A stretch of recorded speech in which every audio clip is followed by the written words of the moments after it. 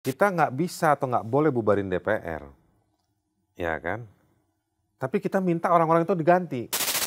Lu udah digaji sama negara, rakyat lagi susah, bukannya lu bantu, lu malah nge-DJ. Iya. Dan kita masih akan memiliki mereka 4 tahun ke depan. Jadi ya siap-siap aja. Siap-siap apa nih? Banyak surprise.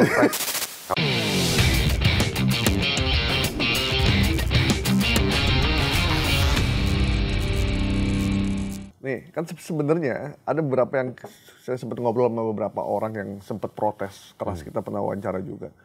Sebenarnya mereka tidak masalah kalau DPR, pejabat gajinya besar, asal kerjanya benar. Nah, fenomena yang sekarang ketika masyarakat udah agak muak dengan DPR misalkan, ketika mereka sudah tidak kerja benar dan dianggap tidak punya empati, puncaknya ketika gaji mereka naik, mereka joget, kemudian dikritik, bukannya memperbaiki diri, malah membuat konten yang benar-benar merasa nggak ada hatinya. Kemudian ada lagi yang bilang bahwa mereka yang minta DPR dibubarkan adalah orang paling tolol sedunia, dan itu akhirnya mencapai puncaknya sekarang. Sebenarnya DPR itu, gue mau bikin kacau situasi itu. Ya, melihat nggak bahwa masyarakatnya udah beda nih situasi dengan yang sebelumnya gitu. Saudara-saudara sebangsa dan setanah air, dalam beberapa hari ini saya, Presiden Republik Indonesia, terus memantau perkembangan situasi yang terjadi di Jakarta dan beberapa kota lain di Indonesia. Negara menghormati dan terbuka terhadap kebebasan penyampaian pendapat dan aspirasi yang murni dari masyarakat. Terhadap petugas yang kemarin melakukan kesalahan ataupun pelanggaran, saat ini kepolisian negara Republik Indonesia telah melakukan proses pemeriksaan. Ini telah saya minta dilakukan dengan cepat, dengan transparan, dan dapat diikuti secara terbuka oleh publik. Dalam rangka menyikapi apa yang menjadi aspirasi murni dari masyarakat, saya menerima laporan dari para ketua umum partai politik bahwa mereka telah mengambil langkah tegas terhadap anggota DPR masing-masing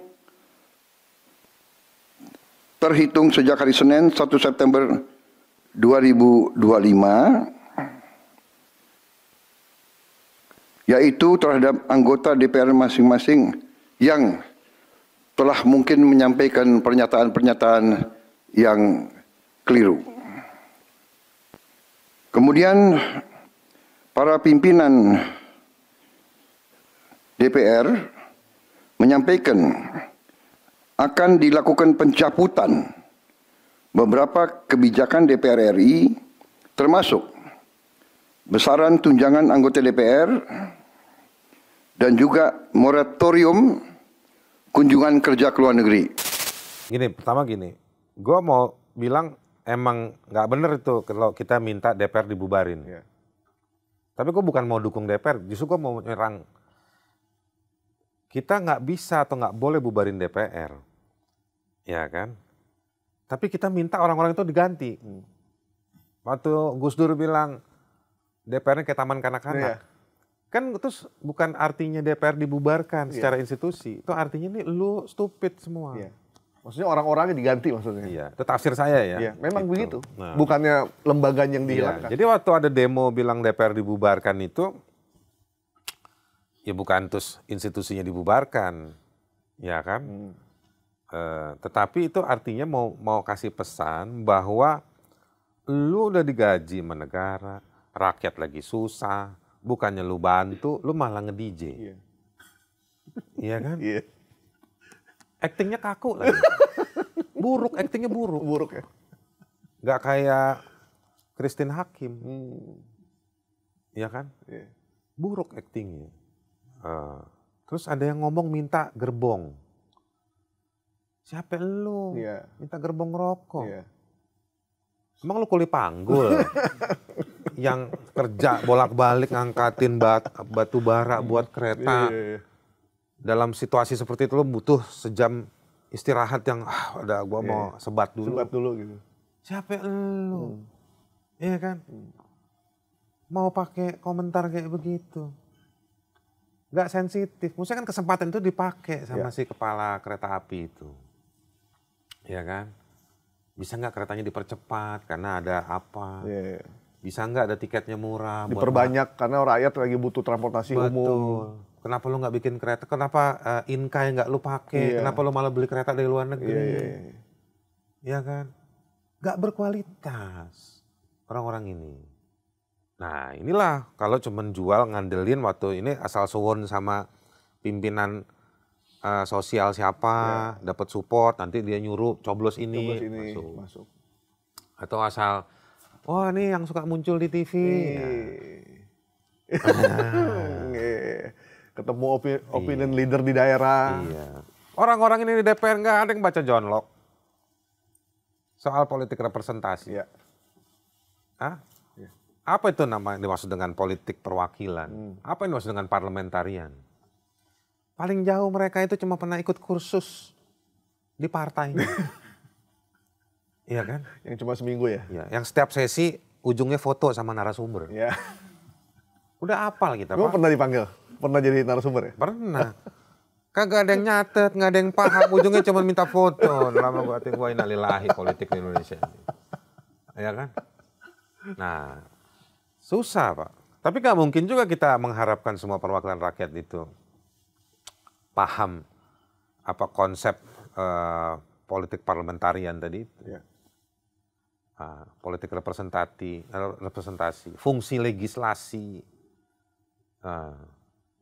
Sebagai orang yang sekolah, ngikutin dan bekerja di bidang hukum, ngelihat anggota parlemen di Indonesia ini mengecewakan. Gue pilih mengecewakan untuk nggak bilang enak ya. Ya. Gitu. Karena fungsinya mereka itu fungsi legislasi. Kita kan orang kerja di bidang hukum, sekolah di bidang hukum, masih baca buku hukum. Apa? Kok kok jadi parlemen kita ini jadi bahan riset tentang buruknya produk undang-undang. Di sejumlah tempat, di buku yang kita baca, riset-riset akademik itu riset ilmiah ini makin menunjukkan bahwa bagaimana kecanggihan hukum itu harus dibangun. Parlemen ini kan bikin legislasi. Gitu. Bang, Malah mereka cuma ngomong naikin gaji, nge-DJ. Kalau masih mau jadi artis, berhenti jadi anggota parlemen. Sono jadi artis. Toh juga udah kaya, rumahnya udah gede. Ya kan? Kagak ada debu tuh rumahnya kalau kita lihat di TV itu saya Ekopatrio tuh. Iya kan? Ya udah berhentilah sana. Kalau artis-artis ini menjadikan ranah politik ini sebagai panggung aksi mereka, salah mereka, jahat mereka. kan kayak misalnya Uya Kuya bilang begini, emang ada masalah apa saya joget? Kan saya artis. Ya itu artinya dia nggak tahu masalahnya dia. Ya kan? Nah itu kan euphemistic, ekspresi yang euphemistic, artinya penghalusan problem. Ya. Penghalusan bahasa untuk sebuah problem. Justru kita tanya sama dia, apa masalah yang lu lihat terhadap pemerintah ketika melayani kami? Bukan dia mengadu diri sama si rakyat, apa masalah gue? Dan ini bukan sekali. Ini menunjukkan bahwa dia nggak punya empati. Dia bikin konten ke Amerika, jauh-jauh dia ke Amerika, mungkin nggak sengaja juga ada pesawat nyasar yang dia naik, berhenti di Amerika. Mungkin saya nggak tahu. Terus dia pergi ke tempat kebakaran. Dia nggak paham ada etik of pain di tempat lain. Pertanyaannya orang, lu nih berangkat dari daerah mana? Apa nggak pernah ada orang susah di tempat lu? Sehingga dia bisa merasakan bahwa ketika lagi susah tidak diekspos. Masa orang lagi ada kebakaran jadi korban, dia mau bikin konten, Pak. Tapi ini udah kejadian Bang. Dengan kualitas DPR yang seperti Dan sekarang. kita masih akan memiliki mereka 4 tahun ke depan. Jadi ya siap-siap aja. Siap-siap apa nih? Banyak surprise nanti yang ya. Terakhir Bang. Bang Haris kan juga pernah kuliah di sosiologi. Lulus maksudnya. Dan ada ijazahnya kan? Kalau sosiologi enggak? Oh enggak? Enggak ada duit waktu itu. Berhenti Pak. Tapi pernah sih sosiologi kan? Pernah kuliah sosiologi. Setelah itu ya tapi ya nggak nerusin gue, tapi ya baca-baca aja. Baca-baca aja kan. Nah, fenomena ini akan seperti apa nih? Yang Bang Haris lihat dengan gejolak masyarakat. Ada yang bilang kelas bawah tidak diopeni, kelas menengah ditinggalkan. Orang yang tabungannya di atas 5 miliar makin tinggi, yang di bawah 50 juta makin berkurang. Artinya yang kaya tetap akan kaya raya. Gini, yang punya duit di bawah 1M sama di bawah 5M, dia akan tidak kompetitif dengan peningkatan harga. Ya. Gitu.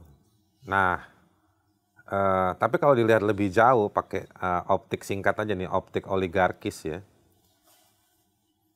Si para orang-orang yang punya duit 100 miliar ke atas, itu dia punya pendapatan yang jauh lebih besar tiap harinya dibandingkan orang-orang yang punya tabungan di bawah 1 miliar.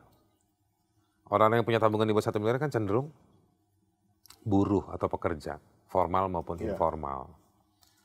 Lalu mereka terjerat oleh bantuan atau tergantung pada bantuan sosial, misalnya zakat, apa segala macam. Yang parah yang bawahnya tuh, yang kondisi ekonominya rendah. Tapi yang agak mendingan survival ini, mereka kadang-kadang harus urusan sama pinjaman ini, bantuan ini segala macam.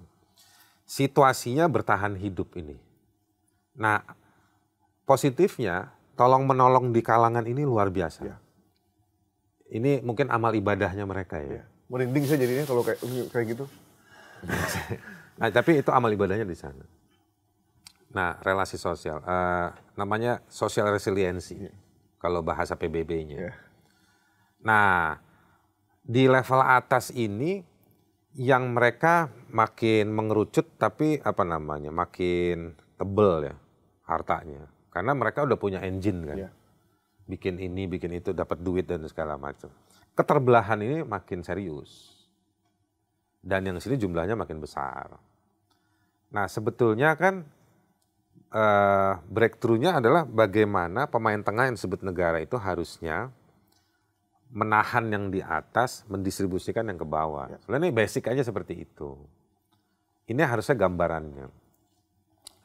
Tetapi rupa-rupanya isu kita di pemain tengah ini nggak selesai-selesai. Karena pemain tengah ini mengkapitalisasi cerita duka dalam rangka mencari perhatian dari yang atas ini. Gitu. Jadi matanya lihat ke bawah, tapi badannya terus membuncit, dipegangin sama para oligarki. Nah, situasi ini kalau dia nggak diterobos, ini sok-sokan saya nih ya, penerawangan secara sosial politik saya, situasi ini nggak akan berubah.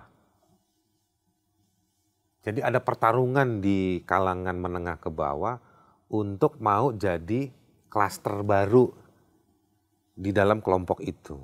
Di kelompok oligarkis ini kan juga sebenarnya ada rajanya, ada sultannya, ada pesuruh-pesuruhnya. Nah, jadi ada kasta-kastanya juga. Nah, ini banyak set anak muda zaman sekarang berusaha ke sana. Pengen jadi prajuritnya itu. Menghalalkan segala cara. Tapi sistem sosial kita yang sangat rentan ini nggak berubah-berubah. Tapi orang pada pengen ke sana. Mengawali diri, nanti nyalek. Banyak teman-teman yang nyalek ini dulu kan sebetulnya staf-susnya siapalah. Oh sekarang nih kan kita kan udah ubaran jadi ketemu bang. Dulu kita pernah ketemu bang. Di mana? Dulu gua ini bang waktu abang inget nggak waktu ini si politisi siapa gitu. Nggak usah sebut nama lah. Oh lu dulu ngapain? Kan dulu gue stafnya bang. Sekarang udah jadi caleg. Udah jadi apa. Jadi imajinasi mereka adalah mengisi posisi-posisi rantai politik yang tidak fair ini. Nah, belum ketemu nih yang breakthrough-nya belum ketemu. Gitu. Berarti dugaan gue sini ya. Kalau ngeliat beberapa sejarah cerita ya di beberapa setting di masa lalu, harus ada letusan.